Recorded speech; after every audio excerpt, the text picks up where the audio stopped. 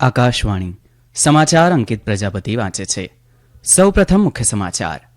પ્રધાનમંત્રી નરેન્દ્ર મોદીએ આજે નવી દિલ્હીમાં ભારત મંડપમ ખાતે સહકારી ક્ષેત્ર માટે બહુવિધ મુખ્ય પહેલોનું ઉદ્ઘાટન અને શિલાન્યાસ કર્યા. પ્રધાનમંત્રી નરેન્દ્ર મોદીએ આજે વિડીયો કોન્ફરન્સિંગના માધ્યમથી છત્તીસગઢના રાયગઢમાં એનટીપીસીના 1600 મેગાવોટના લારા સુપર થર્મલ પાવર સ્ટેશનના પ્રથમ તબક્કાને રાષ્ટ્રને સમર્પિત કર્યો.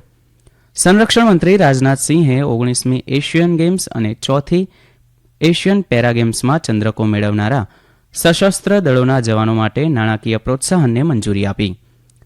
દિલ્હીમાં રાયસીના ડાયલોગની સાથે સાથે વિદેશ મંત્રી એસ જયશંકરે આજે ઓસ્ટ્રેલિયાના રાષ્ટ્રીય ઇન્ટેલિજન્સ ઓફિસના ડાયરેક્ટર જનરલ એન્ડ્રયુ સિયરર સાથે મુલાકાત કરી.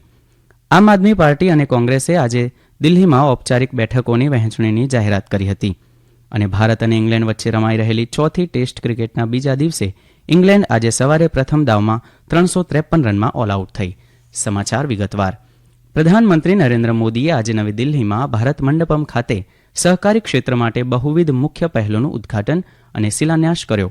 આ પ્રસંગે શ્રી મોદીએ જણાવ્યું કે વિશ્વની સૌથી મોટી અનાજ સંગ્રહ યોજના હેઠળ આગામી 5 વર્ષમાં દેશભરમાં 700 લાખ મેટ્રિક ટન અનાજ સંગ્રહ સુવિધાઓ બનાવવામાં આવશે.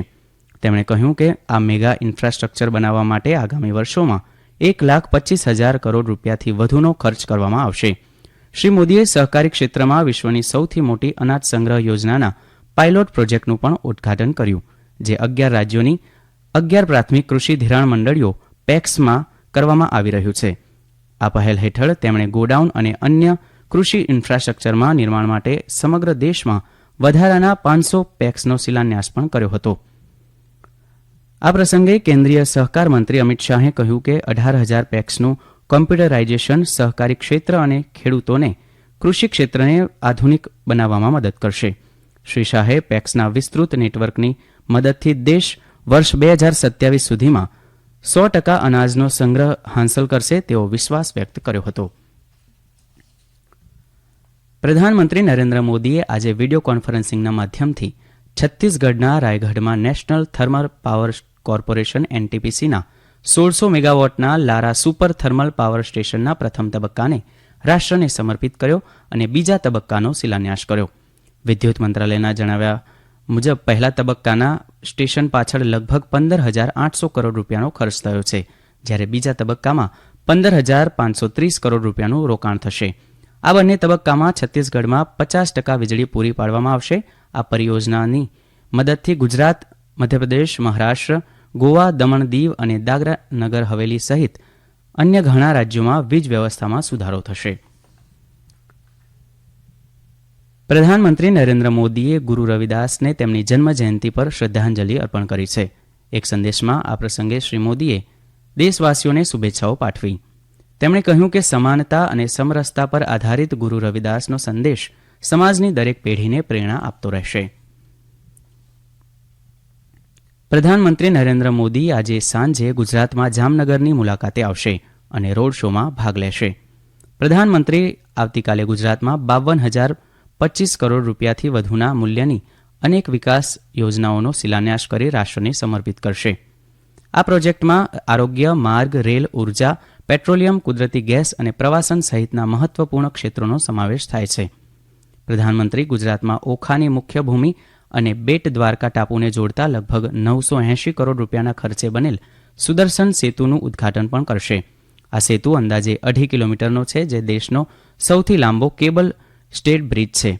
પ્રધાનમંત્રી વાડીનાર અને રાજકોટ ઓખામાં પાઇપલાઇન પ્રોજેક્ટ, રાજકોટ જેતલસર સોમનાથ તથા જેતલસર વાંસજડિયા રેલ વિદ્યુતીકરણ પ્રોજેક્ટનું પણ લોકાર્પણ કરશે.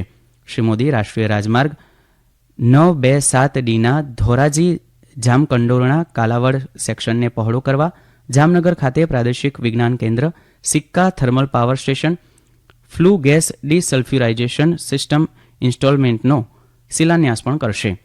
આ વિસ્તારમાં પુનઃપ્રાપ્ય ઉર્જાના ઉત્પાદનને પ્રોત્સાહન આપવાના એક પગલા રૂપે પ્રધાનમંત્રી 300 મેગાવોટની ક્ષમતા ધરાવતો ભુજ 2 સૌર ઉર્જા પ્રોજેક્ટ, ગ્રીડ સાથે સંબંધિત 600 મેગાવોટનો સૌર પીવી પાવર પ્રોજેક્ટ, ખાવડા સૌર ઉર્જા પ્રોજેક્ટ અને 200 મેગાવોટની ક્ષમતા ધરાવતા દયાપુર 2 પવન ઉર્જા પ્રોજેક્ટ સહિત પુનઃપ્રાપ્ય ઉર્જાના વિવિધ પ્રોજેક્ટનું ખાતમુહૂર્ત કરશે.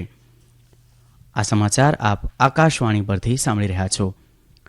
દેશમાં તૃતીય સ્તરની આરોગ્ય સંભાળને મજબૂત કરવાની દિશામાં એક મહત્વપૂર્ણ પહેલરૂપે પ્રધાનમંત્રી 23 રાજ્યો અને કેન્દ્રશાસિત પ્રદેશોમાં 11,500 કરોડ રૂપિયાથી વધુના મૂલ્યના અનેક આરોગ્ય માળખાગત પ્રોજેક્ટનું ઉદ્ઘાટન કરશે, જેમાં 5 all India institute of medical સાયન્સીસનો સમાવેશ થાય છે.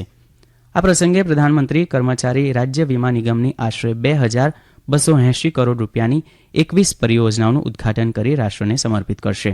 શ્રી મોદી 9,000 કરોડ રૂપિયાથી વધુના નવા મુન્દ્રા પાણીપત પાઇપલાઇન પ્રોજેક્ટનો પણ શિલાન્યાસ કરવાના છે. સંરક્ષણ મંત્રી રાજનાથસિંહે ગયા વર્ષે ચીનના હાંગઝોઉમાં આયોજિત 19મી એશિયન ગેમ્સ અને 4થી એશિયન પેરા ગેમ્સમાં મેળવનારા સશસ્ત્ર દળોના જવાનો માટે નાણાકીય પ્રોત્સાહનને મંજૂરી આપી છે. સંરક્ષણ મંત્રાલયના જણાવ્યા મુજબ એશિયન ગેમ્સ તેમજ એશિયન પેરા ગેમ્સ બંને માટે સુવર્ણ ચંદ્રક વિજેતાઓને 25 લાખ રૂપિયા, રજત ચંદ્રક વિજેતાઓને 15 લાખ રૂપિયા અને કાંસ્ય ચંદ્રક વિજેતાઓને 10 લાખ રૂપિયાનું રોકડ પુરસ્કાર આપવામાં આવશે, જેમાં એશિયન ગેમ્સમાં 80 ચંદ્રકો અને એશિયન પેરા ગેમ્સમાં 7 ચંદ્રકો જીતનારા ખેલાડીઓનો પણ સમાવેશ થાય છે. દિલ્હીમાં રાયસીના ડાયલોગની સાથે સાથે વિદેશમંત્રી એસ જયશંકરે આજે ઓસ્ટ્રેલિયાના રાષ્ટ્રીય ઇન્ટેલિજન્સ ઓફિસના ડાયરેક્ટર જનરલ એન્ડ્રયુ સિયરર સાથે મુલાકાત કરી. શ્રી જયશંકર ગઈકાલે ચેક રિપબ્લિક, રૂમાનિયા અને ભૂટાનના તેમના સમકક્ષોને મળ્યા હતા. ભૂટાનના વિદેશમંત્રી DN ધુંગિયેલનું પદ સંભાળ્યા બાદ તેમની પ્રથમ ભારત મુલાકાત પર શ્રી જયશંકરે તેમનું સ્વાગત કર્યું હતું.